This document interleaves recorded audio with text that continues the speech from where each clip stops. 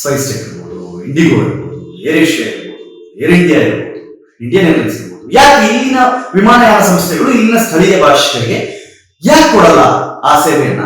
ಅತ್ಯಂತ ಬಲವಾಗಿ ಎತ್ತುವ ಟೈಮ್ ಬಂದಿದೆ. ಇದಕ್ಕೆ ಸರ್ಕಾರವೂ ಸಹಿತ ಇದ್ರ ಹತ್ರ ಗಮನ ಹರಿಸದೇ ಇದ್ರೆ ಇದು ಮುಂದಿನ ದಿನಗಳಲ್ಲಿ ಬೇರೆ ಬೇರೆ ತರಹದ ಅನಾಹುತಕ್ಕೆ ಕಾರಣ ಆಗ್ಬೋದು. ನಮ್ಮಮ್ಮನೋ, ನಿಮ್ಮಮ್ಮನೋ, ನಮ್ಮ ಚಿಕ್ಕಪ್ಪನೋ, ಮಾವ ಯಾರೋ ಕನ್ನಡ ಮಾತ್ರ ಬರುವವರು ವಿಮಾನದಲ್ಲಿ ಓಡಾಡಲೇ ಬರೋದಾಗಾದ್ರೆ ಅಲ್ಲಿ ಕೂತಿದ್ರೆ ಅವ್ರಿಲ್ಲ, ಅವರು ಸೀಟ್ ಚೇಂಜ್ ಮಾಡಿಸ್ತಾರೆ ಅಲ್ಲಿಂದ ಹೇಳಿದ್ದ. ಯಾಕೆ ಸೀಟ್ ಚೇಂಜ್ ಮಾಡಬಾರ್ದು? ನಿಮ್ಮ ಗಗನ ಸಂಖ್ಯೆಯನ್ನು ಚೇಂಜ್ ಮಾಡ್ಬೋದಲ್ಲ. ಕರ್ನಾಟಕದಿಂದ ಟ್ರಾವೆಲ್ ಮಾಡ್ತಾ ಇದ್ವಿ ಅಥವಾ ಕರ್ನಾಟಕಕ್ಕೆ ವಾಪಸ್ ಬರ್ತಿದ್ದೀವಿ ಅಂದಾಗ ಕನ್ನಡದಲ್ಲಿ ಸೇವೆಯನ್ನು ಯಾಕೆ ಕೊಡೋದಿಲ್ಲ ಅಂತ. ನೇಪಾಳಿ ಒಬ್ಬಳು ಹುಡುಗಿ ಇಲ್ಲ, ನೇಪಾಳಿಯಲ್ಲಿ ಕೊಡ್ಲಿಕ್ಕೆ ರೆಡಿ ಇರ್ತಾರೆ.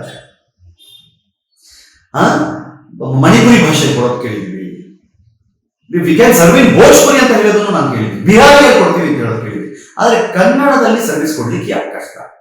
ಭಾಷೆ ಬರೆದಿರೋ ಒಬ್ಬ ಡಾಕ್ಟರ್ ಹತ್ರ ಹೋಗ್ಬಿಟ್ಟು ತನಗೇನ್ ಸಮಸ್ಯೆ ಅಂತ ಒಬ್ಬ ವ್ಯಕ್ತಿ ಹೇಗೆ ಹೇಳ್ಕೊಳಕ್ ಸಾಧ್ಯ ಇಲ್ವೋ ಹಾಗೆ ವಿಮಾನದಲ್ಲಿ ನೀವು ಯಾವುದೇ ಭಾಷೆಯಲ್ಲಿ ಎಷ್ಟೇ ಬರ್ಕೊಂಡ್ರು ಸಹಿತ ಆ ಭಾಷೆ ತಮಗೆ ಅರ್ಥ ಆಗಿಲ್ಲ ಅಂತಂದ್ರೆ ಎಷ್ಟು ಹೇಳಿ ಏನ್ ಬರ್ತದೆ? ಕರ್ನಾಟಕದಿಂದ ಹೊರಡುವ ಯಾವುದೇ ವಿಮಾನದಲ್ಲಿ ಕಡ್ಡಾಯವಾಗಿ ಕನ್ನಡ ಮಾತನಾಡುವ, ಕನ್ನಡದಲ್ಲಿ ಸೇವೆ ಕೊಡುವ ಒಬ್ಬರನ್ನ ಇಡಬೇಕು. ನಮಸ್ಕಾರ, ಸ್ಪೀಡ್ ಪ್ಲಸ್ ಕರ್ನಾಟಕದ ವಿಶೇಷ ಕಾರ್ಯಕ್ರಮಕ್ಕೆ ಸ್ವಾಗತ. ನಾನು ನಿಮ್ಮ ಕಿರಿಕೀರ್ತಿ.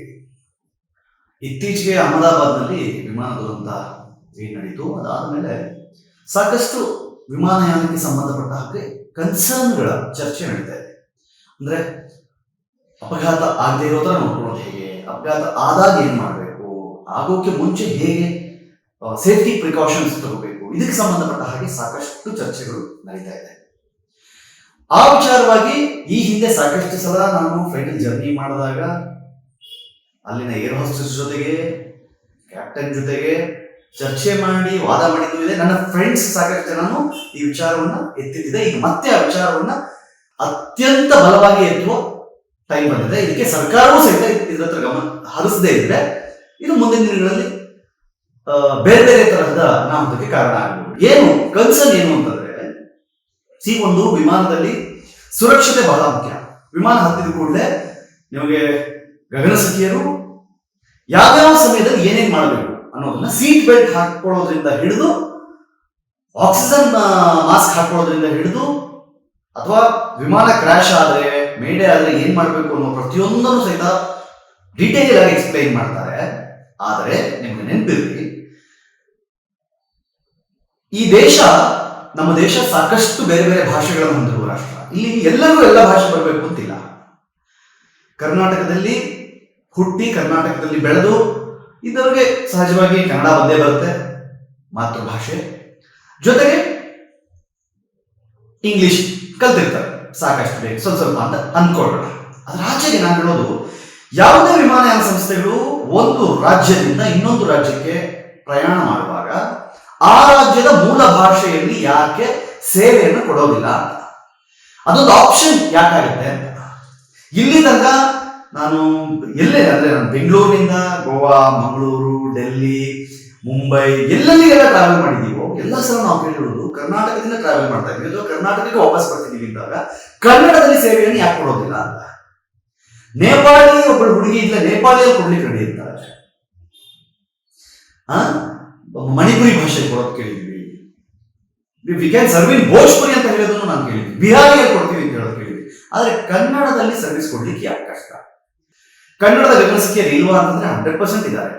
ಆದ್ರೆ ನೀವು ಅವರನ್ನ ರೆಕ್ರೂಟ್ ಮಾಡುವಾಗ ಅಥವಾ ಅವರಿಗೆ ರೂಟ್ಗಳನ್ನ ಎನ್ಶೋರ್ ಮಾಡುವಾಗ ಯಾಕೆ ಬೆಂಗಳೂರಿನಿಂದ ಹೊರಡುವ ವಿಮಾನಗಳಲ್ಲಿ ಕಂಪಲ್ಸರಿ ಒಬ್ಬರು ಕನ್ನಡವನ್ನ ಮಾತನಾಡುವ, ಅಥವಾ ಬೆಂಗಳೂರಿಗೆ ಬರುವ ಫ್ಲೈಟ್ಗಳಲ್ಲಿ ಅಥವಾ ಕರ್ನಾಟಕ ರಾಜ್ಯದ ಯಾವುದೇ ನಗರಕ್ಕೆ ಬರುವ, ಮಂಗಳೂರು ಇರ್ಬೋದು, ಬೆಂಗಳೂರು ಇರ್ಬೋದು, ಮೈಸೂರು ಇರ್ಬೋದು, ಬೆಳಗಾವಿ ಇರ್ಬೋದು, ಹುಬ್ಳಿ ಇರ್ಬೋದು, ಯಾವುದೇ ಏರ್ಪೋರ್ಟ್, ಶಿವಮೊಗ್ಗ ಇರ್ಬೋದು, ಇಲ್ಲಿಗೆ ಬರುವ ಏರ್ಪೋರ್ಟ್ಗಳಿಗೆ ಅಲ್ಲಿಗೆ ಬರುವಾಗ ಕನ್ನಡ ಮಾತನಾಡುವ ಗಗನ ಸಖಿಯರು ಅಥವಾ ಕನ್ನಡದಲ್ಲಿ ಸೇವೆ ಕೊಡುವವರು ಕಂಪಲ್ಸರಿ ವಿಮಾನದಲ್ಲಿ ಇರಬೇಕು ಅಂತ ಯಾಕೆ ರೂಲ್ಸ್ ಮಾಡಕ್ಕಾಗಲ್ಲ?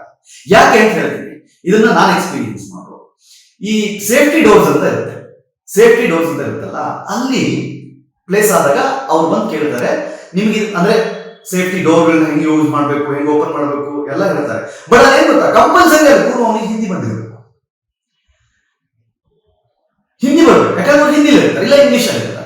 ಕನ್ನಡ ಬರುವವನು ಬರೀ ಕನ್ನಡ ಮಾತ್ರವನ್ನ ಮಾತಾಡುವವರು ಅಂದ್ರೆ ನಮ್ಮಮ್ಮನೋ, ನಿಮ್ಮಮ್ಮನೋ, ನಮ್ಮ ಚಿಕ್ಕಪ್ಪನೋ, ಮಾವ ಯಾರೋ ಕನ್ನಡ ಮಾತ್ರ ಬರುವವರು ವಿಮಾನದಲ್ಲಿ ಓಡಾಡಲೇ ಬರೋದಾಗಾದ್ರೆ ಅಲ್ಲಿ ಕೂತಿದ್ರೆ ಅವ್ರಿಲ್ಲ, ಅವರು ಸೀಟ್ ಚೇಂಜ್ ಮಾಡಿಸ್ತಾರೆ ಅಲ್ಲಿಂದ ಹೇಳಿದ್ದು.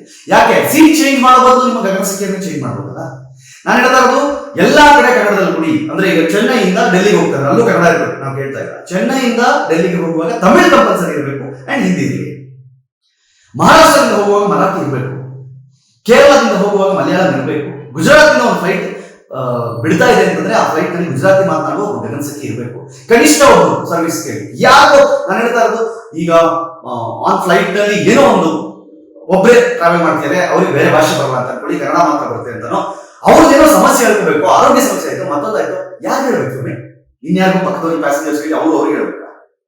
ನಾನು ಹೇಳ್ತದ್ದು ಒಬ್ಬರು ಲೋಕಲ್ ಭಾಷೆಯಲ್ಲಿ, ಲೋಕಲ್ ಅಂದ್ರೆ ಅಲ್ಲಿನ ಸ್ಥಳೀಯ ಭಾಷೆಯಲ್ಲಿ ಸೇವೆ ಕೊಡುವ ಒಬ್ಬ ಗಗನ ಸಂಖ್ಯೆಯನ್ನು ಇಟ್ಟರೆ ಸೇಫ್ಟಿ. ನಾನು ಬೇರೆ ಏನೋ ಅಲ್ಲೇನು ಹರಟೆ ಹೊಡೆಯಕ್ಕೆ, ಮಾತಾಡಕ್ಕೆ, ಚಾಟ್ ಮಾಡಕ್ಕೆ ಅಲ್ಲ. ನಾನು ಕೇಳ್ತಾ ಇರೋದು ನಿಮ್ಮ ವಿಮಾನದ ಸುರಕ್ಷತೆಯ ದೃಷ್ಟಿಯಲ್ಲಿ ಕನಿಷ್ಠ ಒಬ್ಬ ಗಗನ ಸಂಖ್ಯೆಯನ್ನ, ಒಬ್ಬ ಹೆಲ್ಪರ್ ಅಂದ್ರೆ ಹೆಲ್ಪ್ ಮಾಡಿ ಗಗನ ಫ್ಲೈಟ್ ಹೆಲ್ಪ್ ಮಾಡುವವರು ಯಾಕೆ ಏನಾದರೂ ಇಡಕ್ಕಾಗಲ್ಲ? ನಿಮಗೆ ಬೇರೆ ಬೇರೆ ರಾಜ್ಯಗಳ ವಿಚಾರಕ್ಕೆ ಬಂದಾಗ 100% ಇರುತ್ತೆ, ನೋ ಮ್ಯಾಟರ್ ವಾಟ್. ನಾನು ಹೇಳ್ತಾ ಇರೋದು UK ಇಂದ ಬರುವ ವಿಮಾನಗಳ ಕನ್ನಡದಲ್ಲಿ ಸೇವೆ ಕೊಟ್ಟಿದ್ದೆ ನಾನು ನೋಡಿದ್ದೀನಿ, ಅಂದ್ರೆ ಕೇಳಿದ್ದೀನಿ. ನಾವು ಬ್ರಿಟಿಷ್ ಏರ್ವೇಸ್ ನಾನೇ ಪೋಸ್ಟ್ ಹಾಕಿದ್ದೀನಿ ಸಂಬಂಧಪಟ್ಟ ಹಾಗೆ. ಬ್ರಿಟಿಷ್ ಏರ್ವೇಸ್ ನಲ್ಲಿ ಬಂದಾಗ ಕನ್ನಡದಲ್ಲಿ, ಬೆಂಗಳೂರಿನಲ್ಲಿ ಇರಬೇಕಾದ್ರೆ ಕನ್ನಡದಲ್ಲಿ ಸೇವೆ ಕೊಟ್ಟಿದ್ದಂತಹ ಉದಾಹರಣೆಗಳನ್ನು ನಾವು ನೋಡಿದ್ವಿ. ಆದ್ರೆ ಇಲ್ಲಿನ ವಿಮಾನಯಾನ ಸಂಸ್ಥೆಗಳು, ಸ್ಪೈಸ್ಟೆಕ್ ಇರ್ಬೋದು, ಇಂಡಿಗೋ ಇರ್ಬೋದು, ಏರ್ ಏಷ್ಯಾ ಇರ್ಬೋದು, ಏರ್ ಇಂಡಿಯಾ ಇರ್ಬೋದು, ಇಂಡಿಯನ್ ಏರ್ಲೈನ್ಸ್ ಇರ್ಬೋದು, ಯಾಕೆ ಇಲ್ಲಿನ ವಿಮಾನಯಾನ ಸಂಸ್ಥೆಗಳು ಇಲ್ಲಿನ ಸ್ಥಳೀಯ ಭಾಷೆಗೆ ಯಾಕೆ ಕೊಡಲ್ಲ ಆ ಸೇವೆಯನ್ನ? ಏನ್ ಒಂದು ಫ್ಲೈಟ್ 3-4 ಜನ ಇರ್ತಾರಲ್ವಾ ಏರ್ ಹೋಸ್ಟೆಸ್, ಒಬ್ರು ಕಂಪಲ್ಸರಿ ಬ್ಯಾಂಗ್ಳೂರ್ ಬೇಸ್ ಹೋಗ್ಬಿರ್ಬೇಕು, ಕರ್ನಾಟಕ ಬೇಸ್ ಹೋಗ್ಬಿರ್ಬೇಕು ಫ್ಲೈಟ್ ನಲ್ಲಿ. ಕರ್ನಾಟಕದೊಳಗೆ ನಾವು ಹಾಕ್ತಾ ಇದೀವಿ, ಕರ್ನಾಟಕದಲ್ಲಿ ನಾವು ಸೇವೆಯನ್ನು ಕೊಡ್ತಾ ಇದೀವಿ, ಕಂಪಲ್ಸರಿ ಕೊಡಬೇಕು. ಯಾಕಿಲ್ಲ? ನಮ್ಮ ಪ್ರಶ್ನೆ ತಪ್ಪಿದೆ ಅಂತ ಹೇಳ್ತಾ ಇರೋದು. ಇದು ವಿಮಾನಯಾನದ ಸುರಕ್ಷತೆಯ ದೃಷ್ಟಿಯಲ್ಲಿ, ವಿಮಾನದ ಸುರಕ್ಷತೆಯ ದೃಷ್ಟಿಯಲ್ಲಿ, ಅಪಘಾತವನ್ನು ತಪ್ಪಿಸುವ ದೃಷ್ಟಿಯಲ್ಲಿ, ಅಪಘಾತವಾಗುವ ಸಂದರ್ಭದಲ್ಲಿ ಸೆಕ್ಯೂರಿಟಿಯ ದೃಷ್ಟಿಯಲ್ಲಿ ಭಾಷೆ ಬಹಳ ದೊಡ್ಡ ಮ್ಯಾಟರ್ ಆಗುತ್ತೆ. ಭಾಷೆ ಬರೆದಿರೋ ಒಬ್ಬ ಡಾಕ್ಟರ್ ಹತ್ರ ಹೋಗ್ಬಿಟ್ಟು ತನಗೇನ್ ಸಮಸ್ಯೆ ಅಂತ ಒಬ್ಬ ವ್ಯಕ್ತಿ ಹೇಗೆ ಹೇಳ್ಕೊಳಕ್ ಸಾಧ್ಯ ಇಲ್ವೋ ಹಾಗೆ ವಿಮಾನದಲ್ಲಿ ನೀವು ಯಾವುದೇ ಭಾಷೆಯಲ್ಲಿ ಎಷ್ಟೇ ಬರ್ಕೊಂಡ್ರು ಸಹಿತ ಆ ಭಾಷೆ ತಮಗೆ ಅರ್ಥ ಆಗಿಲ್ಲ ಅಂತಂದ್ರೆ ಎಷ್ಟು ಹೇಳಿ ಏನ್ ಬರ್ತದೆ? ಸೊ ಇದನ್ನ ಮುಖ್ಯಮಂತ್ರಿಗಳು ದಯವಿಟ್ಟು ಇದಕ್ಕೆ ಸಂಬಂಧಪಟ್ಟ ಹಾಗೆ ಕೇಂದ್ರ ಸರ್ಕಾರಕ್ಕೆ ಪತ್ರವನ್ನು ಬರೀಬೇಕು, ವಿಮಾನಯಾನ ಸಂಸ್ಥೆಗಳಿಗೆ ಪತ್ರವನ್ನು ಬರೀಬೇಕು, ಬರೆದು ಕಂಪಲ್ಸರಿ ಕರ್ನಾಟಕದಿಂದ ಹೊರಡುವ ಯಾವುದೇ ವಿಮಾನದಲ್ಲಿ ಕಡ್ಡಾಯವಾಗಿ ಕನ್ನಡ ಮಾತನಾಡುವ, ಕನ್ನಡದಲ್ಲಿ ಸೇವೆ ಕೊಡುವ ಒಬ್ಬರನ್ನ ಇಡಬೇಕು ಅಂತ ಹೇಳಿ ಹೋರಾಟವನ್ನ ಮಾಡಬೇಕಿದೆ. ಇದನ್ನ ಗಟ್ಟಿಯಾಗಿ ಧ್ವನಿಯಾಗಿ ತಲುಪಿಸಬೇಕಾಗಿದೆ. ಇದಕ್ಕೆ ರಾಜ್ಯ ಸರ್ಕಾರವೂ ಸಹಿತ ಎಲ್ಲ ಕನ್ನಡಿಗರ ಪರವಾಗಿ ನಿಂತ್ಕೋಬೇಕಾಗಿದೆ. ನಿಮಗೆ ಅನಿಸುತ್ತೆ ಕಮೆಂಟ್ ಮಾಡಿ ಹೇಳಿ. ನೋಡ್ತಾ ಇರ್ತೀವಿ ಪ್ಲಸ್ ಕರ್ನಾಟಕ, ನಿಮಗಾಗಿ ನಿಮಗೋಸ್ಕರ ಮತ್ತೆ ಸಿಗ್ತೀನಿ. ನಮಸ್ಕಾರ. ಪ್ಲಸ್ ಕರ್ನಾಟಕ.